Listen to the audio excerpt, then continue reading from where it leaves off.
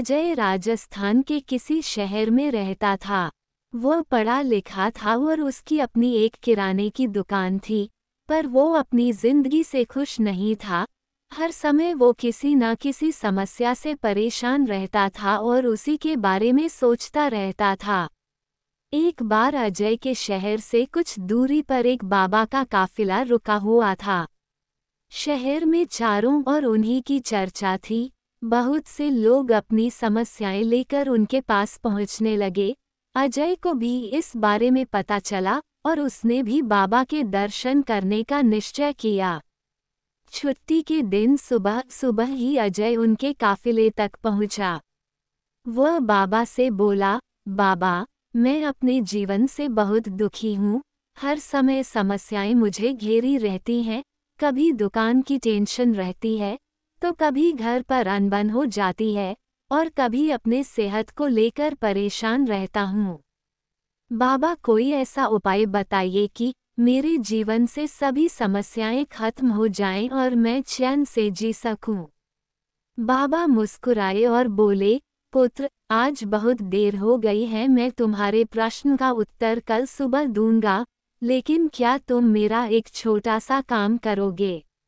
जरूर करूंगा, अजय उत्साह के साथ बोला। देखो बेटा, हमारे काफिले में काफी सारे ऊंट हैं और इनकी देखभाल करने वाला आज बीमार पड़ गया है। मैं चाहता हूं कि आज रात तुम इनका ख्याल रखो, और जब सारे के सारे ऊंट बैठ जाएं, तो तुम भी सो जाना। ऐसा कहते हुए बाबा अपने तंबू में चले गए। अगली सुबह बाबा अजय से मिले और पूछा, कहो बेटा, नींद अच्छी आई? कहा, बाबा, मैं तो एक पल भी नहीं सो पाया। मैंने बहुत कोशिश की पर मैं सभी ऊँटों को नहीं बैठा पाया।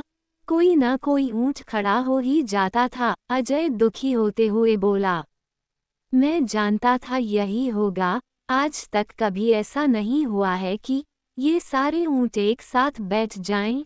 बाबा बोले। अजय नाराजगी के स्वर में बोला, तो फिर आपने मुझे ऐसा करने को क्यों कहा? बाबा बोले, बेटा, कल रात तुमने क्या अनुभव किया, यही ना कि चाहे कितनी भी कोशिश कर लो सारे ऊँट एक साथ नहीं बैठ सकते। तुम एक को बैठाओगे तो कहीं और कोई दूसरा खड़ा हो जाएगा। इसी तरह तुम एक समस्या का समाधान करोगे तो किसी कारणवश दूसरी खड़ी हो जाएगी। पुत्र, जब तक जीवन है ये समस्याएं तो बनी ही रहती हैं, कभी कम तो कभी ज्यादा। तो हमें क्या करना चाहिए? अजय ने जिज्ञासावश पूछा। बाबा बोले, इन समस्याओं के बावजूद जीवन का आनंद लेना सीखो पुत्र। कल रात क्या हुआ?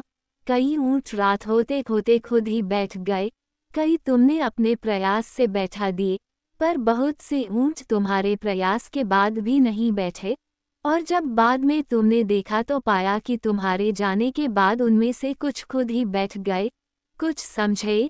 समस्याएं भी ऐसी ही होती हैं, कुछ तो अपने आप ही खत्म हो जाती हैं, कुछ को तुम अपने प्रयास से हल कर लेते हो, और कुछ तुम्हारे बहुत कोशिश करने पर भी हल नहीं होती। ऐसी समस्याओं को समय पर छोड़ दो, उचित समय पर वे खुद ही खत्म हो जाती हैं। और जैसा कि मैंने पहले कहा, जीवन है तो कुछ समस्याएं रहेंगी ही रहेंगी, पर इसका ये मतलब नहीं कि तुम दिन रात उन्हीं के बारे में सोचते रहो। ऐसा होता तो ऊँटों की देखभाल करने वाला कभी सो नहीं पाता।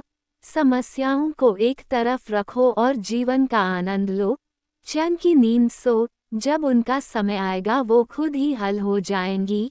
ईश्वर के दिए हुए आशीर्वाद के लिए उसे धन्यवाद करना सीखो पुत्र, पीड़ाएं खुद ही कम हो जाएंगी। बाबा ने अपनी बात पूरी की। दोस्तों, कहानी अच्छी लगी हो तो इसे लाइक करें, शेयर करें और चैनल को सब्सक्राइब जरूर करें। धन्यवाद।